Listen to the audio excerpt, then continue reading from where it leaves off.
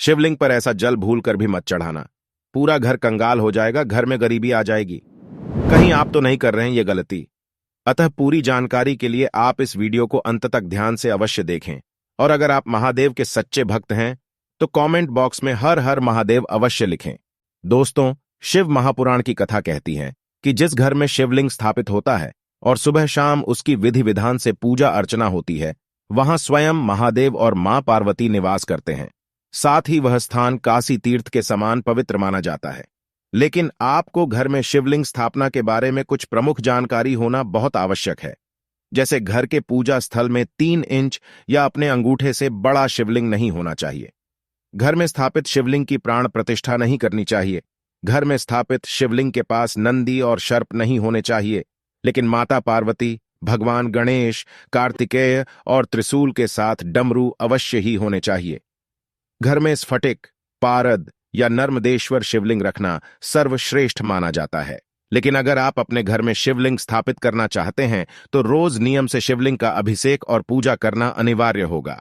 अगर आप रोज शिवलिंग की पूजा नहीं कर सकते, जलाभिषेक नहीं कर सकते, तो जरूरी नहीं है कि आप घर में शिवलिंग स्थापित करें। आप पास के किसी शिव मंदिर में जाकर के भी शिवलिंग की पूजा कर सकते हैं।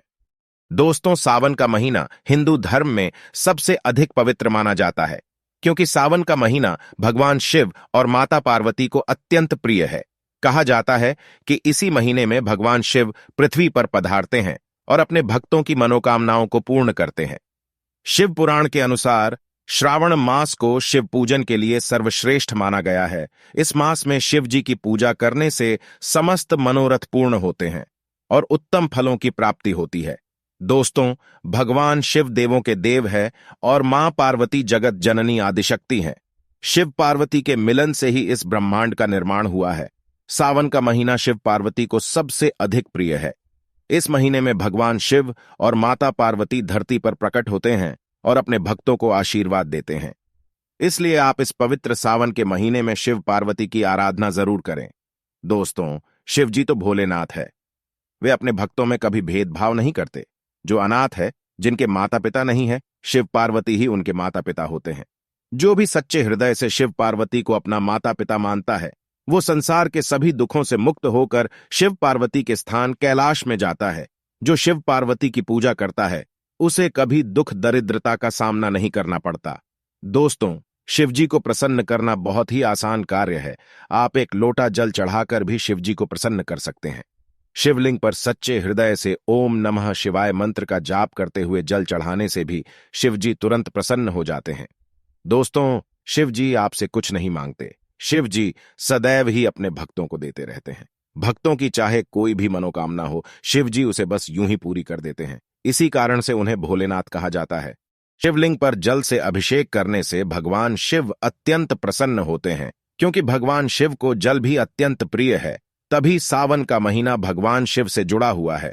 क्योंकि सावन के महीने में नदियां और तालाब सब भरे हुए होते हैं, कहीं कोई पानी की कमी नहीं होती।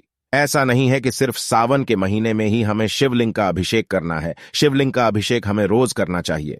लेकिन शिवलिंग पर कभी भी ऐसे जल से अभिषेक मत करना जिससे शिव नाराज हो जाए, क्योंकि महादेव जितनी जल्दी प्रसन्न होते हैं उतनी ही जल्दी क्रोधित भी हो जाते हैं। और अगर महादेव एक बार क्रोधित हो गए तो उसका नुकसान हमारे साथ साथ पूरे परिवार को जीवन भर भुगतना पड़ता है। अतः ध्यान रहे, शिवलिंग पर ऐसा जल भूलकर भी मत चढ़ाना। तो चलिए जान लेते हैं कि किस प्रकार का जल शिवलिंग पर नहीं चढ़ाना चाहिए। पहली बात, अगर आप शिवलिंग का अभिषेक करने के लिए मंदिर में जाते हैं तो शिव महापुराण में कहा गया है कि भगवान शिव को मंदिर का लोटा उठाकर उसमें मंदिर का ही जल भरकर कितना भी जल शिव को चढ़ाओ, शिव कभी प्रसन्न नहीं होंगे। अतः जब भी शिव मंदिर जाओ तो घर का लोटा और घर का ही शुद्ध जल ले जाकर शिव को चढ़ाओ। ऐसा रोज करने से 2 प्रकार के दोष समाप्त होते हैं। पहला वास्तु दोष और दूसरा पितृदोष। आज भी रामेश्वरम में गंगोत्री का जल चढ़ाने का विधान है। दूसरी बात, महादेव को सादा जल कभी ना चढ़ाएं। घर के शुद्ध जल में थोड़ा पवित्र नदियों का जल अवश्य मिलाएं। नर्मदा और गंगा का जल शिव को बहुत प्रिय है। तीसरी बात, शिवलिंग पर कभी भी गंदा या अशुद्ध जल नहीं चढ़ाना चाहिए। हमेशा साफ और शुद्ध जल का ही प्रयोग करें। सीधे शब्दों में कहूं तो जो जल पीने लायक ना हो, उस जल को शिवलिंग पर ना चढ़ाएं। जिस जल को आप पीने लायक समझते हैं, जिस जल को आप पीते हैं वही जल शिवलिंग पर चढ़ाएं। बाथरूम से लिया गया जल कभी भी गलती से भी शिवलिंग पर ना चढ़ाएं। चौथी बात, शिवलिंग पर जल तांबे के लोटे से अर्पित कर सकते हैं, लेकिन अगर जल में आप थोड़ा सा दूध या अन्य कोई वस्तु मिला रहे हैं तो पीतल के लोटे का प्रयोग करें। साथ ही शिवलिंग पर कभी भी गर्म किया हुआ दूध अर्पित ना करें। गाय का कच्चा दूध ही शिवलिंग पर चढ़ाया जाता है। पांचवी बात, कुंवारी कन्या शिवलिंग को ना छुए। रजस्वला स्त्री की परछाई भी शिवलिंग पर नहीं पड़नी चाहिए। बगैर नहाए धोए, बगैर शुद्ध हुए शिवलिंग के पास नहीं जाना चाहिए। जब भी किसी मंदिर में जाएं तो नंगे पैर जाएं। चप्पल जूते मंदिर के बाहर ही निकाल दे। किसी भी मंदिर के अंदर मांस मदिरा का सेवन करके बिल्कुल ना जाए, और इस अवस्था में शिवलिंग पर जल तो बिल्कुल भी ना चढ़ाएं।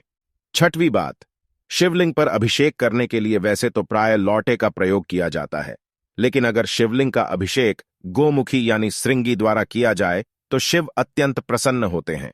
रुद्राभिषेक के समय अधिकतर लोग श्रृंगी से ही शिवलिंग का अभिषेक करते हैं। इससे अभिषेक खंडित नहीं होता, अतः हो सके तो आप भी श्रृंगी से ही शिवलिंग का अभिषेक करें। सातवीं बात, शिव पूजा में शंख, तुलसी, हल्दी, कुमकुम और केतकी के फूलों का उपयोग बिल्कुल नहीं करना चाहिए, और साथ ही नारियल पानी भी शिवलिंग पर नहीं चढ़ाया जाता। शिवलिंग की आधी परिक्रमा ही लगाई जाती है, इसका भी ध्यान रखें। आठवीं बात, दोस्तों वैसे तो महादेव को जल अत्यंत प्रिय है, लेकिन शिव पुराण में कहा गया है कि जल के साथ साथ दूध, दही, घी, शहद, फलों का रस आदि से भी महादेव का अभिषेक करना चाहिए। अलग अलग वस्तुओं से अभिषेक करने से अलग अलग मनोकामनाओं की पूर्ति होती है, लेकिन ध्यान रहे जिस भी वस्तु से आप शिव का अभिषेक कर रहे हैं वे वस्तु दूषित या गंदी नहीं होनी चाहिए। उस वस्तु में पवित्र नदियों का जल अवश्य मिलाएं, जिससे उनकी अशुद्धता दूर हो जाती है।